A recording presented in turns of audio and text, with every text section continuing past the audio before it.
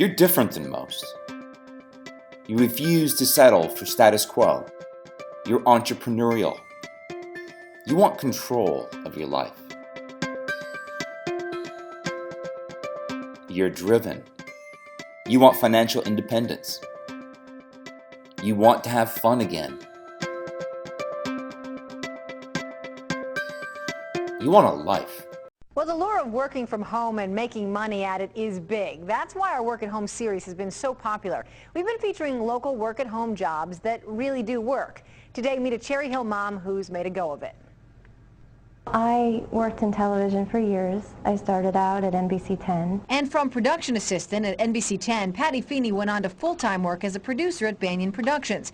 But long work days and the birth of her son forced her to make a change. After I had my son, I just never saw him anymore. I was giving him to the babysitter before dawn and picking him up after dark. So Patty found a way to work from home, because working from home gives her the time to raise her 4-year-old son and 2-year-old daughter. I think it's the best of all worlds because you do get to spend your life with your kids. I just love to talk with my kids. I love to see them develop. Advice for other moms who want to get into a work-at-home business? Research and just take a look and keep your mind open to find a different opportunity.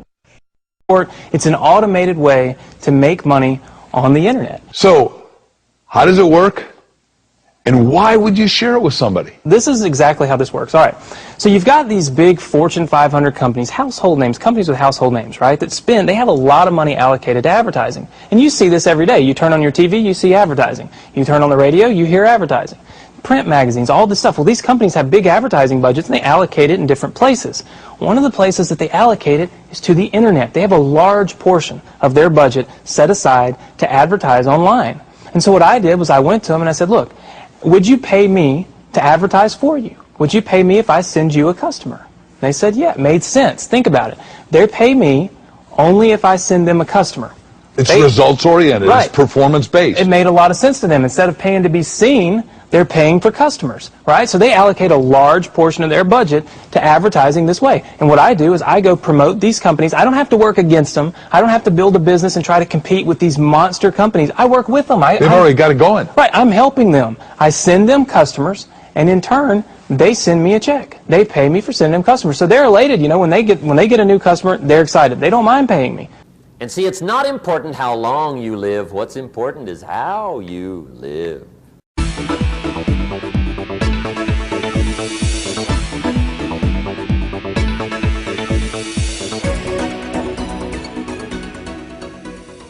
Hi, my name's PJ, and welcome to our short presentation. Have you ever wondered how the rich keep getting richer while broke people stay broke and the middle class seems to be shrinking? Well, this isn't nearly as mysterious as it may appear when you examine the specific differences in how broke people, the middle class, and the rich spend their money. Now, this is such a simple concept, yet so profound, it nearly knocked me out of my chair when I finally understood it. I'm going to show you exactly how the rich spend their money, and you can evaluate for yourself why they keep getting richer and the broke keep getting broker, and why the middle class remains so stressed out. Now, to get started, I'd like to review some financial terms we'll be using during this presentation.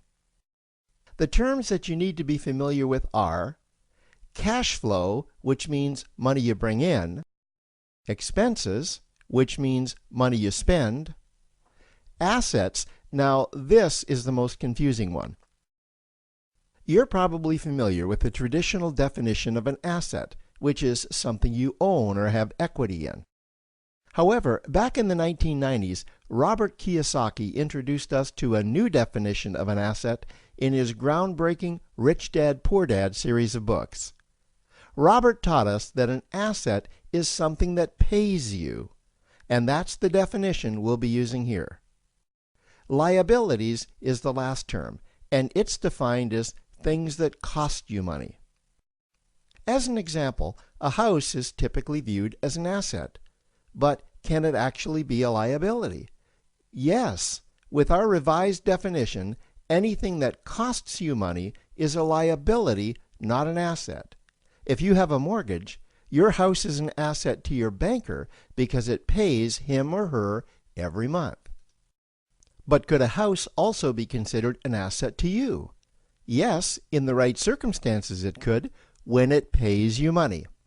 Let's say you buy a house and you rent it out, and it paid you a positive cash flow every month after all expenses. That would then be considered an asset. Now, one more time with the terms, just to be very clear before we continue. Cash flow is money you make. Expenses, that's money you spend. An asset pays you, and a liability costs you. Now let's take a look at how broke people spend their money. Now, when I say broke people, I'm not referring to the destitute.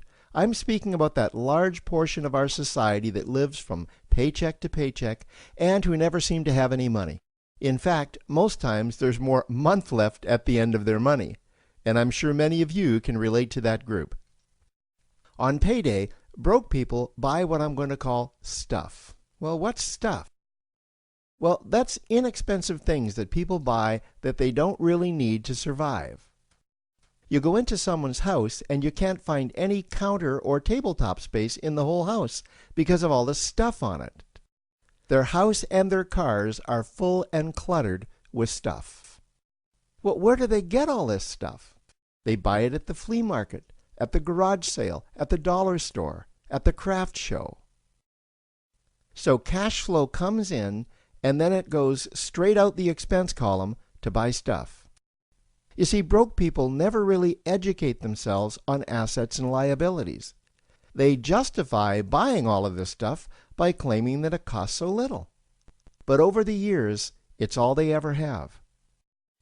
The problem is their cash flow never produced or created more cash flow. Now, please understand, I'm not undermining or taking any shots at this or any group. I just see a lot of financial difficulty out there, and it really doesn't need to be that way. Creating wealth isn't a mystery, it's a formula.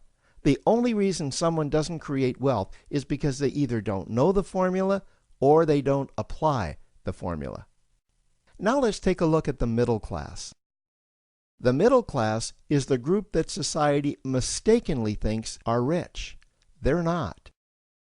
Yes, they typically earn a six-figure income, and many of them appear rich, but it's what they buy with their money that keeps them prisoners of the middle class. What they typically buy are liabilities. Remember the definition of a liability? Things that cost you. By buying liabilities, the money gets pushed up and out their expense column. Liabilities are items like cars, boats, houses, airplanes, credit card debt. Now let's see just how this happens. The middle class gets a nice paycheck, let's say $10,000 for the month. They then split that down the middle and they pay their monthly expenses with half, and with the other half, they make a down payment on a new car. The car costs $5,000 down, and after they add on the insurance and the maintenance, that liability now costs $1,100 new dollars every single month. A few months go by, and they want a boat, then a vacation home, a Rolex watch on their credit card, a vacation on their credit card.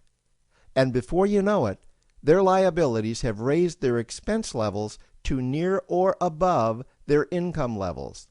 They actually spend equal to or more than they make, meaning that they have to go to work and make a certain amount of money every single month just to cover their liabilities. The other important issue with both broke people and the middle class is that normally all of their cash flow is dependent on their own effort, meaning that they've educated themselves to exchange their knowledge and expertise for someone's money. Also, the money they earn is usually the highest taxed form of income. Here's an example. An attorney is knowledgeable about law, so people pay him or her in exchange for that knowledge on an hourly basis. The problem here is that if the attorney isn't sharing that knowledge with a client, then the attorney isn't making any money. This causes lots of stress and anxiety in their lives. And if you ever ask them to take an afternoon off to play golf with you, well, they very rarely can because of how much money it'll cost them to take that time off. On the surface, life's pretty good. The reality is that it's a roller coaster ride. That's the middle class. Now, I know this group very well because for a great deal of my adult life, that was me. Now let's take a look at how the rich people spend their money. Rich people acquire assets. Again, an asset is something that pays you. If you want to become rich, buy assets that earn you more money. The money cycle looks like this. Acquire assets that produce cash flow, invest the profits to acquire more assets that produce more cash flow, invest those profits to acquire more assets that produce more cash flow. The rich spend their money and acquire things that produce more money. Here are a few examples of assets that produce more money. Investments are the obvious ones: stocks, bonds, real estate. Education is another asset. If you learn how to do something that produces more money for you and you actually do it, that's buying an asset.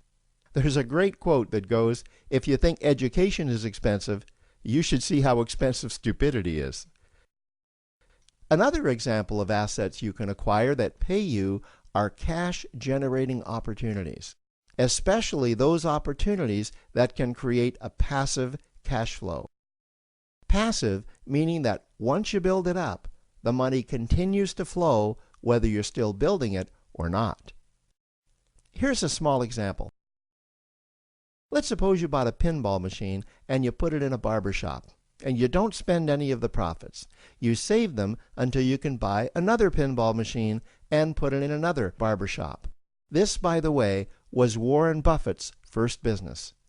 If you don't know who Warren Buffett is, he's one of the top 2 richest men in America. The rich are extremely eager to find those passive cash-generating opportunities because those opportunities continue to pay them month after month, year after year, long after they've stopped working the opportunity. You know, I see this happen again and again with successful entrepreneurs. They find a passive cash flow stream that they build up, and it continues to pay them month after month, year after year. They then take those profits and multiply them in another passive cash-generating opportunity, and then again in another. In conclusion, here's what I've learned over the years. You can't find these passive cash-generating opportunities unless you're open to hearing about them. Then, once you find them, you must be willing to see what fits you and then act. Now, the reason I say this is that I once answered a hokey little ad that I ended up generating 7 figures from, simply because I answered that ad and then took action. These opportunities are out there. You just need to find them. You also must be opportunistic enough that when the right situation does present itself, you don't miss it. So remember, broke people buy stuff, the middle class buy liabilities, and the rich acquire assets, preferably cash-generating opportunities that can create passive cash flow. They then take that cash flow and invest it in another asset that produces more cash flow. That's the wealth creation formula. Now, I trust you found this introductory information helpful. Now, to learn about one of the greatest cash-generating machines on the planet, click on the link below to proceed to step 2. It enables you to run your own business, be your own boss, but with the backing of another company that's there because you're selling their products or their services. Wouldn't it be nice if your commute consisted of stepping to the kitchen for a cup of coffee, then into your home office? Well, thanks to the internet, plenty of people do it daily. Best commute in town. Very short. Takes me about 30 seconds. We get to choose our own hours. It allows me to have the flexibility to do things with my wife and my daughter. So there are real work-at-home jobs out there. There is opportunities to work at home. You just need to find out what type of an opportunity you're best suited for and research it and pursue it. For Money Talks, I'm Stacy Johnson.